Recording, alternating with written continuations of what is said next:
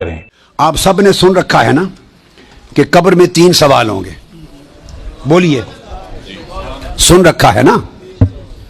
آج آپ کو ایک نئی بات بتاتے ہیں. علماء کرام کو معلوم ہے, آپ کو بتا رہے ہیں. قبر میں 3 سوال ہوں گے. یہ حدیث بڑی توجہ سے سنیں. یہ اہل علم کے لیے اور اہل جو طالبان علم حدیث ہیں ان کے لیے. حضرت براء بن عازب, میں 3-4 حدیثیں بیان کروں گا. حضرت براء بن عازب راوی ہیں, اور یاد رکھ لیں کہ قبر میں 3 سوال ہوں گے. کیا؟ مر ربوں کا, تمہارا رب کون ہے. دوسرا سوال ما دینوں کا, تمہارا دین کیا ہے. تیسرا سوال ما کنت تقول فی ھذا رجل محمد, حضور علیہ السلام کا چہرہ پاک دیکھیں گے کہ ان کے بارے میں عقیدہ کیا تھا. 3 بتائے جاتے ہیں نا. میں آپ کو وثوق کے ساتھ کہہ رہا ہوں, تیقن کے ساتھ کہہ رہا ہوں, اور ذمہ داری کے ساتھ کہہ رہا ہوں. یہ 3 سوال نہ بخاری میں ہیں نہ مسلم میں ہیں.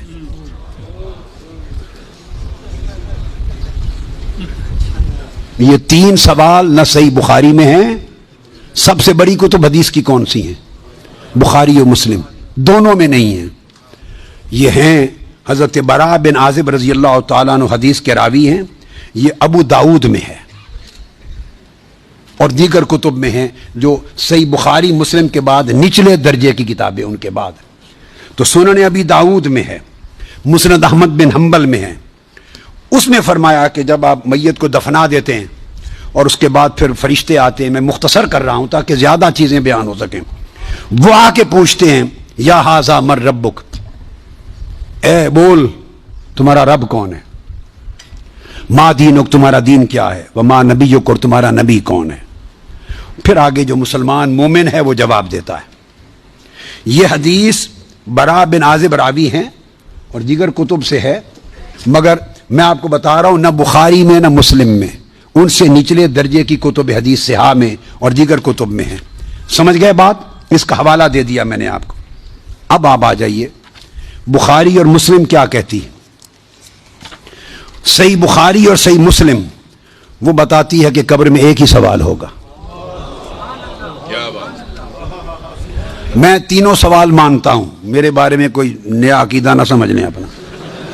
میں 3 مانتا ہوں, مگر میں بتا رہا ہوں کہ یہ 3 سوال نہ صحیح بخاری میں ہے نہ مسلم میں ہے. صحیحین سے نچلے درجے کی کتابوں میں ہے, سنن ابی داؤد اور دیگر کتب میں. امام بخاری نے 3 سوالوں کی روایت نہیں بیان کی. امام مسلم نے 3 سوالوں کی حدیث کو روایت نہیں کیا. وہ کیا کہتے ہیں, امام بخاری اور امام مسلم سے بڑا امام تو حدیث میں کوئی نہیں. بولیے. وہ کہتے ہیں ایک ہی سوال ہوگا.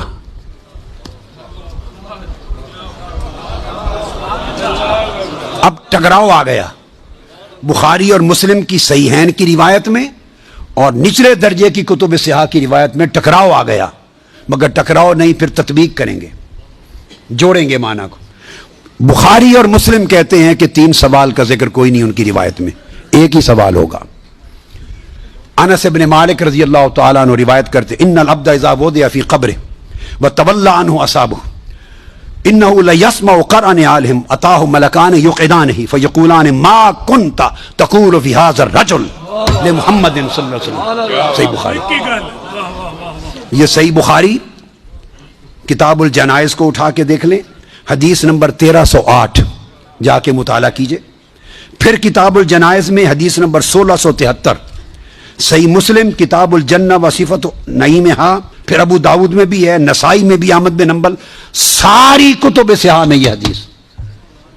اور بخاری اور مسلم کی متفق علیہ. اگر متفق علیہ حدیث کچھ اور بتائے اور نچلے درجے کی کتب حدیث اس سے مختلف مضمون بتائے اور تطبیق نہ ہو سکے تو کس کو اختیار کیا جائے گا؟ متفق علیہ کو. درست قاعدہ ہے نا. یہاں تطبیق ہے, آگے چلتے ہیں. مگر امام بخاری نے روایت کیا کہ حضور علیہ السلام نے فرمایا بندے کو جب قبر میں رکھ دیا جاتا ہے اور اس کے دفنانے والے جب چلے جاتے ہیں, اِنَّهُ لَيَسْمَعُ قَرْعَ نِعَالِهِمْ, عام میت بھی واپس جانے والوں کی جوتوں کی آہٹ سنتا ہے.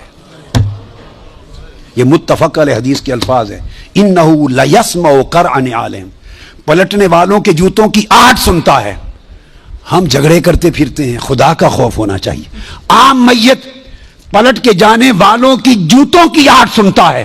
آپ کہتے ہیں اولیاء قبروں میں آپ کا سلام نہیں سنتا. ہم کس چکر میں؟ ہم نے عقیدے کہاں سے لیے ہیں؟ ہم نے کیا ڈھونگ رچا رکھا ہے؟ آقا فرماتے ہیں عام میت سنتا ہے قبر میں لیٹا ہوا جوتوں کی آہٹ. اور اگر ہم سمجھیں کہ اولیاء اور صلحاء جو عام میت سے اونچے درجے وہ قبر پہ آنے والوں کو نہیں سنتے، یہ عقیدہ کہاں سے آ گیا؟ جب لوگ مر جاتے ہیں تو فرشتے آ کے اٹھا دیتے ہیں اور بٹھا کر ایک ہی سوال کرتے ہیں، ما کنت تقول فی ھذا الرجل لمحمد. جب پوچھا جاتا ہے تیرا رب کون ہے تو سوال کا جواب لیک آؤٹ نہیں کرتے، مشکل میں ڈالا. بتاؤ اگر جانتے ہو تو رب کون ہے. پوچھا جاتا ہے تمہارا دین کیا ہے تو جواب کا اشارہ نہیں دیتے.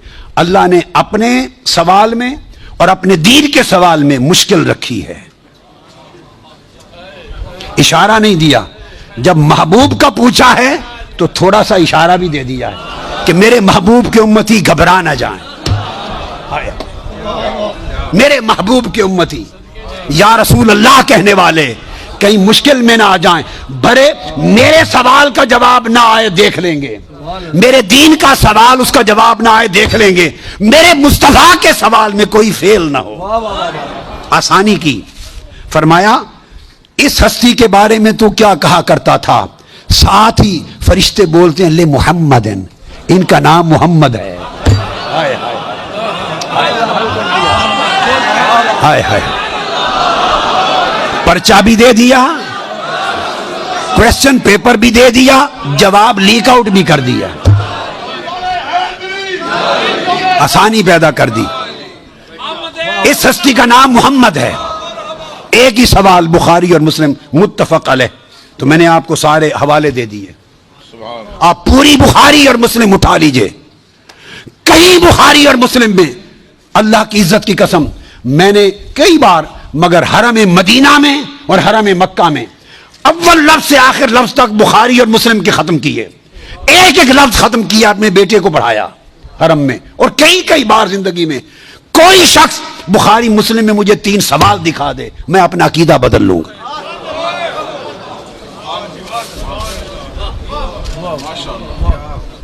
بخاری اور مسلم ایک ہی سوال بتاتی ہے، اس ہستی کے بارے میں کیا کہا کرتا تھا اور ان کا نام محمد ہے صلی اللہ علیہ وسلم. اب ایک نقطہ اور دیکھیے، وہاں سادہ سوال ہے تمہارا رب کون ہے، تمہارا دین کیا ہے. مگر جب یہ سوال ایک ہی ہے، اس میں پوچھا ما کنت تقول. کانا یکون جب مضارع پر آتا ہے تو ماضی استمراری کا فائدہ دیتا ہے. یہ نہیں پوچھا جائے گا جب قبر میں پردے اٹھا دیے جائیں گے اور چہرہ مصطفیٰ سامنے ہوگا، ملائکہ کے ہاتھ میں گرز ہوں گے کہ کیا جواب دے پاتا ہے یا نہیں. جب چہرہ مصطفیٰ سامنے ہوگا تو ہر بھولے ہوئے کو بھی سبق یاد آ جائے گا، پتہ چل جائے گا یہ تو مصطفیٰ ہے. چونکہ شان آشکار ہو جائے گی تو فرمایا یہ نہیں پوچھنا کہ ان کے بارے میں عقیدہ کیا ہے، یہ نہیں پوچھنا. فرشتوں پوچھنا ما کنت تقول. جب تقریر کرتا تھا جامع مسجد میں منبر رسول پر تو تب کیا کہتا تھا؟ جب جلسے کرتا تھا اور ذکر آتا تھا میرے مصطفیٰ کا، ما کنت تقول گلے پھاڑ پھاڑ کر تب کیا کہتا تھا؟ جب کتابیں لکھتا تھا تو میرے محبوب کی شان میں کیا لکھتا تھا؟ یہ نہ بتا کہ آج لے ان کی پناہ، آج مدد مانگ ان سے، کل نہ مانیں گے، قیامت کو اگر مان گیا. ارے جب چہرہ مصطفیٰ سامنے ہوگا،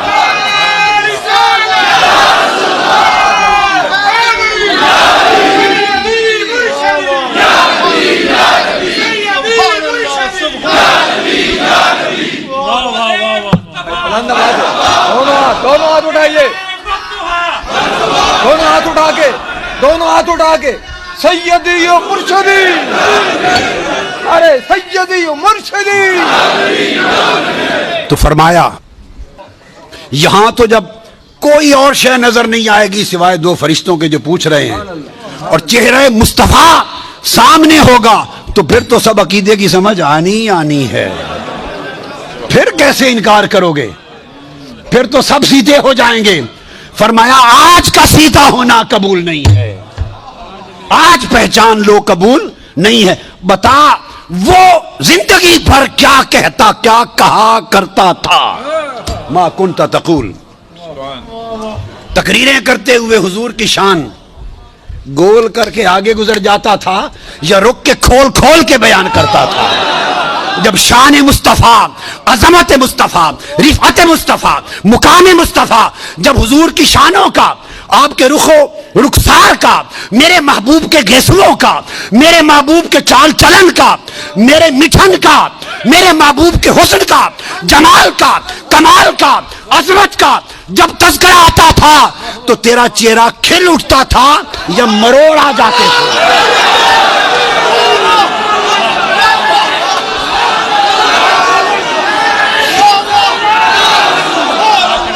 جب میرے محبوب کی نعت پڑھی جاتی تھی، جب میرے محبوب کی نعت پڑھی جاتی تھی، جب میرے محبوب کی عظمت کے تذکرے ہوتے تھے، اس وقت تیرے چہرے کا رنگ کیسا ہوتا تھا؟ کھلتا تھا یا پیلا ہو جاتا تھا؟